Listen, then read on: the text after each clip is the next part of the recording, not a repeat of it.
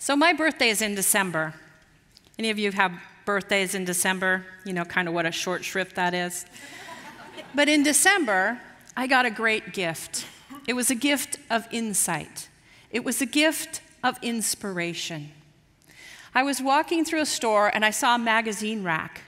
And on the magazine rack was the cover of Time magazine. And if any of you saw it, Time magazine does a Person of the Year issue every year. And this year they chose to do their Persons of the Year as the leaders of the Me Too movement. And there were 5 powerful women pictured on that cover, and they were all dressed in black. But they were facing the camera, they were facing it head on, with looks of determination on their faces. And I've been working in the area of harassment prevention for about 3 decades. Don't hold it against me, I am a little old. I don't look it though, right? But this was the first time that I had seen the conversation around this issue get to this intense level. Everybody was talking about it. Everybody was engaged in the conversation. And so that was my gift of inspiration. But then there was somebody else on that cover. There was a 6th person on that cover that you might have missed. And we all know from the NCAA championships that that 6th person can make quite a difference. And that was my gift of insight. The 6th person was a woman who wasn't visible on that cover. All that was visible was her elbow, clothed in black. And that elbow represented the woman who had not yet found the ability to use her voice to come forward and say, "This has happened to me, and it's wrong." That person represented all of those people who had been subjected to harassment in the workplace, but for whatever reason could not come forward and say anything. They had not yet found their voice. And that was my gift of insight, because I think if we focus on the elbow, I think we can get some inspiration for how all of us can be a leader in the Me Too movement. So this Me Too conversation is an intense conversation, and we've been engaged in it now for 6 months. And for a while, the stories were coming one right after the other, and then they kind of petered off. So I wondered, what would happen when the conversation stops? Where would we be? Would we be further ahead? I hope that we move the conversation forward. And so how do we move the conversation forward? And I think what we need to do is we need to understand a little bit about what's happening, but we also need to all form the same team. We need to all be on the same team. And whether it's harassment based on gender or based on other protected classes like race or national origin or color, we need to make sure everyone has a respectful workplace. So how do we do that? Well, the first thing we need to do is to understand the nature of the issue. And so I thought about that issue of sexual harassment, and I said, you know, there are elbows out there in the workplace, and we need to figure out how to bring them out of the shadows. So how many elbows are there in the workplace? So I looked at some of the research that's been done, some of the studies where they went in and asked people, have you been subjected to sexual harassment in the workplace? And when they asked the question that way, 25% of the respondents said, yes, I've been sexually harassed in the workplace. And then they stepped back and they said, well, wait a minute, not everybody defines sexual harassment in the same way, and some people who've been subjected to sexual harassment don't use those terms. So what if we included the behaviors, and we said, what are the behaviors that we're concerned about?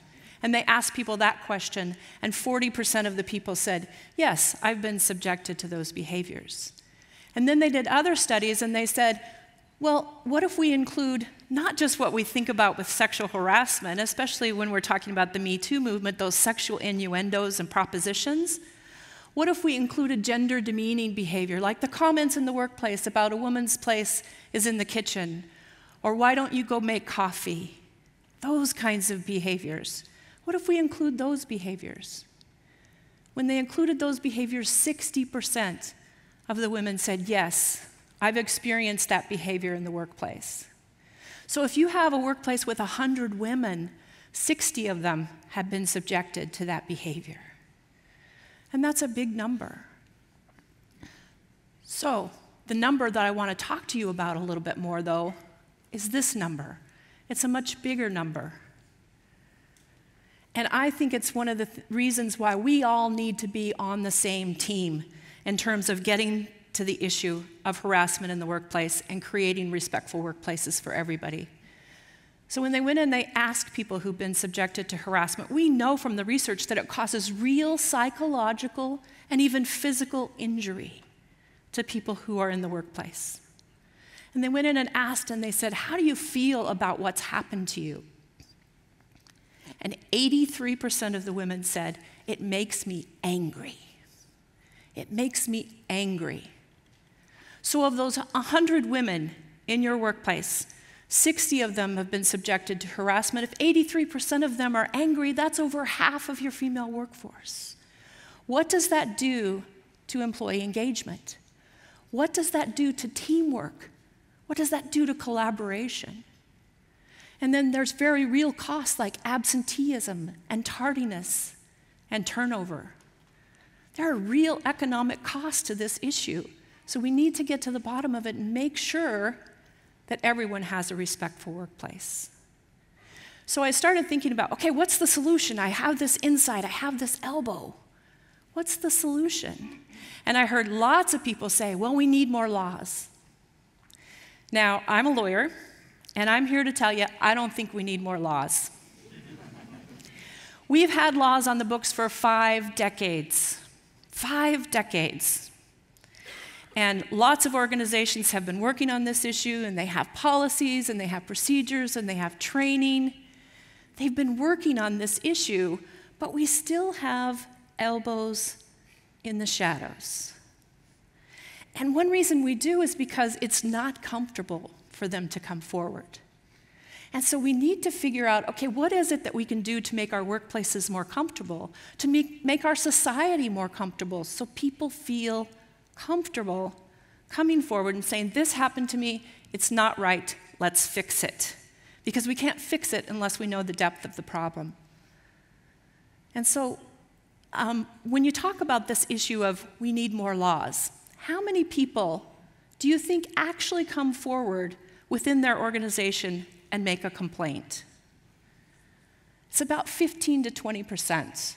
So of those 60 women, only about 10 of them actually made a complaint within their organization. The rest of them were silent.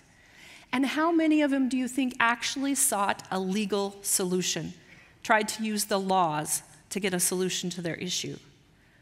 Only about 5 to 7%.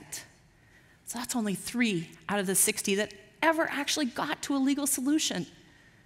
And by the time they seek out a legal solution, everyone is so angry and upset and damaged, and the workplace is so damaged that often it's beyond repair.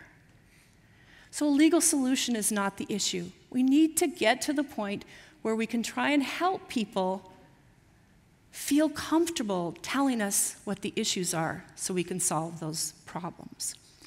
So in the fall, we heard all about Hollywood, and Amy talked about that a little bit earlier. Now, we heard all about Hollywood, and we heard about the casting couch culture.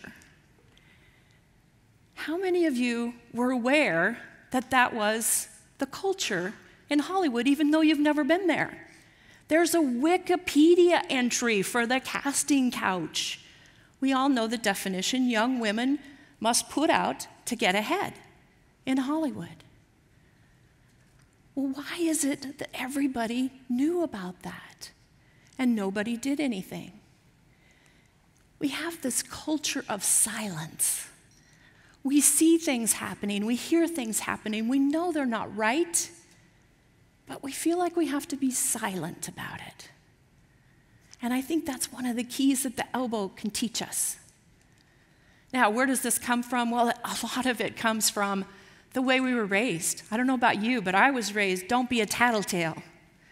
Don't be a tattletale. Members of your team are counting on you, and so don't tell on people, just keep going.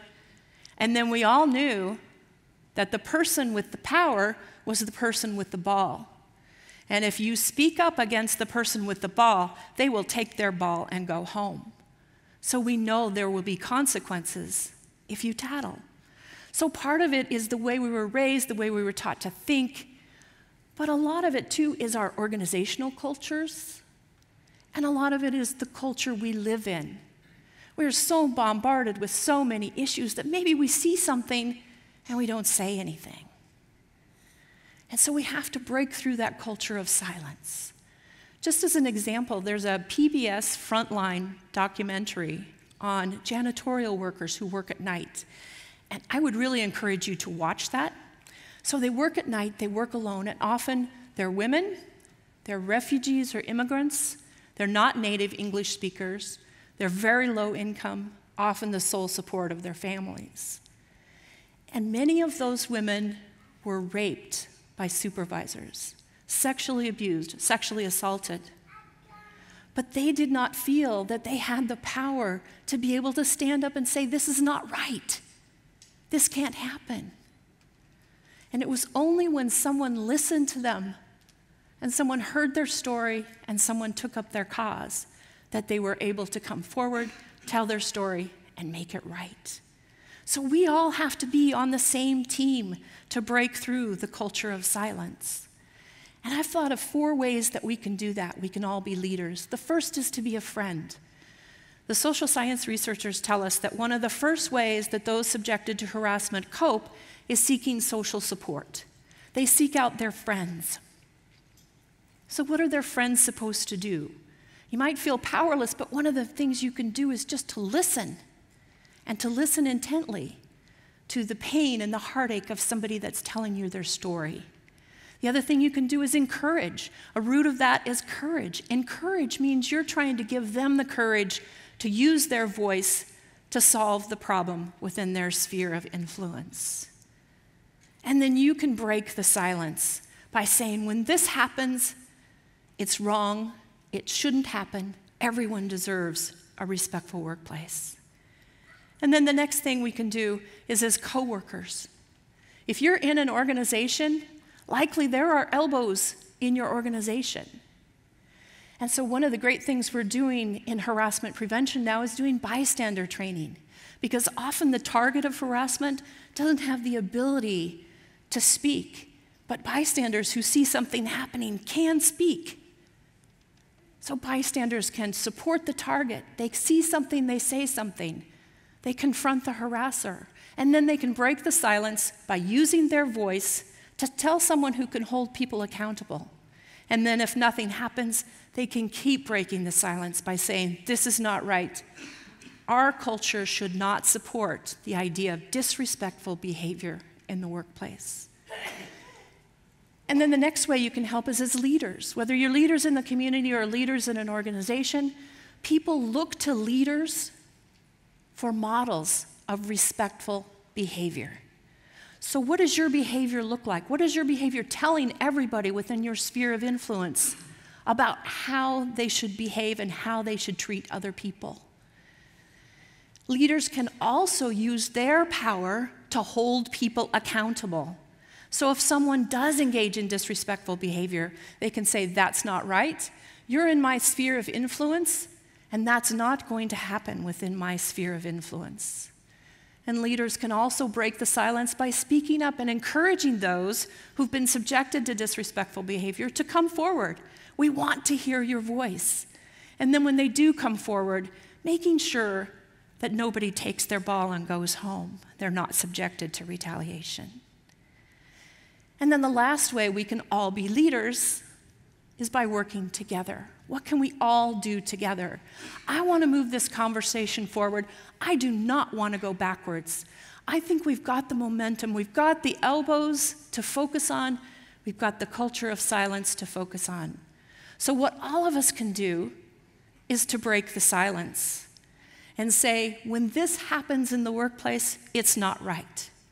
But at the same time, and this is one of my great fears, I don't think we can be disrespectful in the way we approach that conversation. We can't call for the execution of the person who tells a bad joke. Because if we do, we get backlash. People see us being unreasonable And they will say, well, this is not as big of a problem as we really think it is. So we have to be respectful in our conversations and engage people in conversations, help people understand why this behavior is not acceptable in the workplace. That's how we can all be leaders. Now, when I was a child, we used to play this game called Red Rover. Do you remember Red Rover? Red Rover, send David right over, right? Y'all remember that game? Okay, what did you do when you played that game? You formed a team. You formed a line. So I want everybody to stand up. Stand up. Stand up. So Red Rover, we joined hands. And we said, we are a team and we are strong and we are stronger together. We are stronger together. And our team is going to stand up against this disrespect in the workplace, right? Now, when I was a kid, it was legal. If you had little kids on your team and they weren't quite strong enough and you weren't sure you were going to be able to stand up against that, what you would do is you would join your elbows together. So join your elbows together.